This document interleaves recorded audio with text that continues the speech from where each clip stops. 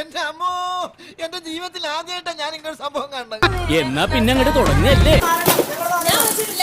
കൊള്ളാം, ഗംഭീരൻ പെർഫോമൻസ്. എന്നത് ചിങ്കം നന്നായിരിക്കും. പോരാ പോരാ, പൊലിപ്പിക്കും.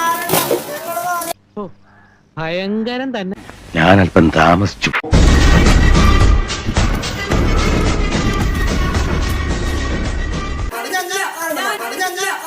ഇവനിത് ഓവറാക്കും.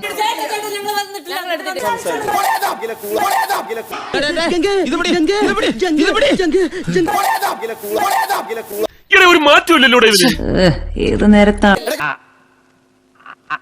അതല്ല ഉദ്ദേശം. ഞാൻ മാറി ചില ഇവിടെ പിന്നെ ചൂടാണ്ട് എ സി ഒന്നും ഇല്ല. അത് കണ്ടു. ആരോടും പറയരുന്ന് ആഗ്രഹിച്ചതാ. ഇനിയിപ്പോ എന്തിനാ വിളിക്കുന്നത്? നീ എന്തായിരുന്നു തട്ടിപ്പറിച്ച കട്ടയാലും ഞാൻ തിരിച്ചു തന്നവനാ. അല്ല, അത് ഇത്ര കഷ്ടായി പോയിട്ടോ.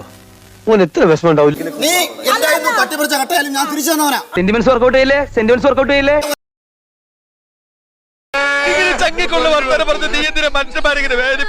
ഈ കരഞ്ഞു കാണിക്കലും നാടകങ്ങളും ഒന്നും എന്റെ അടുക്ക വേണ്ട.